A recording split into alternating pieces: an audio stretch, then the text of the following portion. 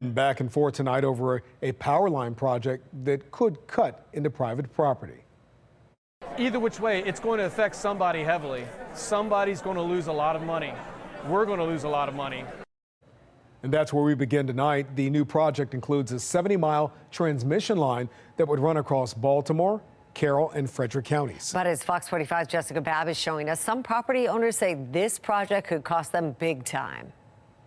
The project is designed to address growing electrical needs in the region, but the transmission lines would cross over a lot of land.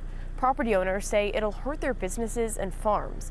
The company behind the project says they plan to work with property owners, but if they can't reach an agreement, eminent domain could come into play. With cars rolling into the parking lot, a long line outside, and people packing a conference room. Y'all find out anything at this point? People like Adam Fry, the owner of Fry's Brewing Company, are searching for answers. I've worked for 15 years on this farm to make a farm. It's a farm brewery. It literally ruins my entire view.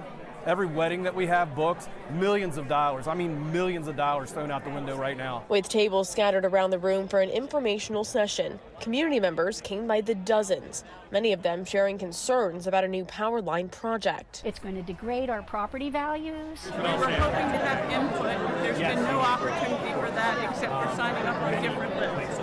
Very unhappy. It's called the Maryland Piedmont Reliability Project. There's real reliability issues on the grid. This is 83. Public Service Enterprise Group, the New Jersey-based company behind it, says a proposed 70-mile transmission line running through Baltimore, Carroll, and Frederick counties will address growing electric needs. The exact route is still being determined, but according to the project website, it could cost around $424 million. Jason Kalwa, the director for PSEG, says, Because it's a regional transmission project, it actually benefits the entire region. But community members aren't convinced they'll benefit. This isn't just affecting me for like tomorrow or the next day. This is affecting the farm forever, right? Once those power lines are in, they never go away. PSEG will need to get property rights for properties the project passes through. To do that, they could either come to an agreement with a property owner or use a process like eminent domain. I really hope that we don't have to use that at all. Our preferred method is to work directly with the property owner. But during our interview, a man stepped in, shouting. And you people are just stealing people's property. That's all you're doing. So we kept pressing for answers. So where exactly is this energy going? So it's difficult to answer that because it's really the highway of electricity. When asked if any of it will go to data centers, PJM identified 7,500 megawatts of load growth.